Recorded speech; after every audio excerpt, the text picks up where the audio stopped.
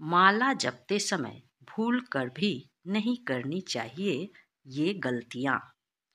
इन नियमों का रखें विशेष ध्यान, पूरी होगी सभी मनोकामनाएं।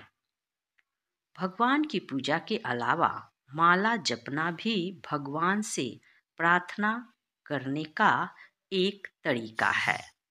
लेकिन शास्त्रों में माला जपने के कुछ नियमों के बारे में बताया गया है। आए जाने उस नियम को। माला जपने के नियम। हिंदू धर्म शास्त्रों में प्राचीन काल से ही जप व तपस्या करना पूजा का एक महत्वपूर्ण हिस्सा है।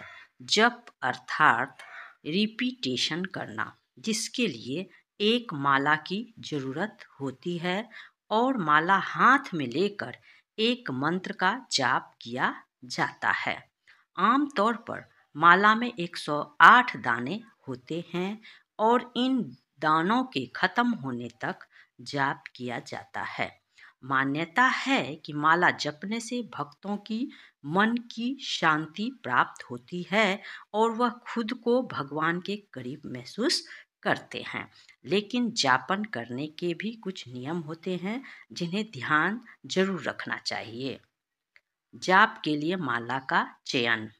जाप के लिए कम से कम 27 या 108 दानों की माला होनी चाहिए। जाप के लिए बाजार में कई प्रकार की माला उपलब्ध हैं, जिनमें रुद्राक्ष, तुलसी, मोती, वैजयंत्री और हल्दी की माला शामिल है। इसमें से रुद्राक्ष की माला को जाप के लिए सबसे शुभ माना जाता है, इसलिए जाप करने के लिए रुद्राक्ष की माला खरीदें। ज्योतिष शास्त्र के अनुसार माला में दिए गए 27 दानों का अर्थ 27 नक्षत्र होता है और प्रत्येक नक्षत्र में 4 चरण होते हैं, जिनका गुणनफल 108 होता है। यदि आप 27 दानों की माला ले रहे हैं तो 4 बार जाप करें ताकि 108 जाप पूरे हो सकें। वही 108 संख्या वाली माला का मतलब भी बेहद खास है। ब्रह्मांड को 12 भागों में बांटा गया है। इस तरह 12 राशियों और 9 ग्रहों का गुणनफल 108 आता है। माला जपते समय इस बात का रखें विशेष ध्यान। जाप करते समय ध्यान रखें कि माला में दिए गए सुमेरु को लांघना नहीं चाहिए। सुमेरु यानी जहां माला का जुड़ाव होता है, इसका मतलब है कि माला की गिनती सुमेरु से शुरू होती है और उसी पर समाप्त होती है। इसे लांघे बिना माला को घुमाकर फिर से जाप शुरू करें। माला जपने के लिए हमेशा अंगूठे और अनामिका उंगली का ही इस्तेमाल करना चाहिए। इससे सभी मनोकामनाएं पूर्ण होती है। माला जपते समय ध्यान रखें कि माला को किसी कपड़े में ढक कर रखना चाहिए ताकि जपते समय उसे कोई ना देख सके। इसके लिए गौमुखी का भी उपयोग किया जा सकता है। माला हमेशा धरती पर आसन बिछाकर उस पर बैठकर ही जपनी चाहिए, तभी उसका शुभ फल प्राप्त होता है। आइए अब जानते हैं तुलसी माला पहनने से क्या होता है। तुलसी की माला पहने हुए आपने ज्योतिष और पंडित को जरूर देखा होगा। आखिर इसको क्यों पहना जाता है और फायदे क्या होते हैं, इसके बारे में आपने सोचा है?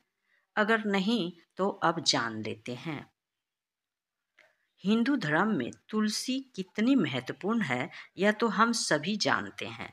ज़्यादातर घरों में इस पवित्र पौधे की पूजा की जाती है।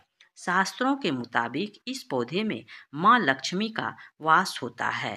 कहते हैं कि भगवान विष्णु ने देवी तुलसी को वरदान दिया था कि वह सुख समृद्धि प्रदान करने वाली देवी कहलाएगी और साल में एक बार शालिग्राम और तुलसी का विवाह भी होगा।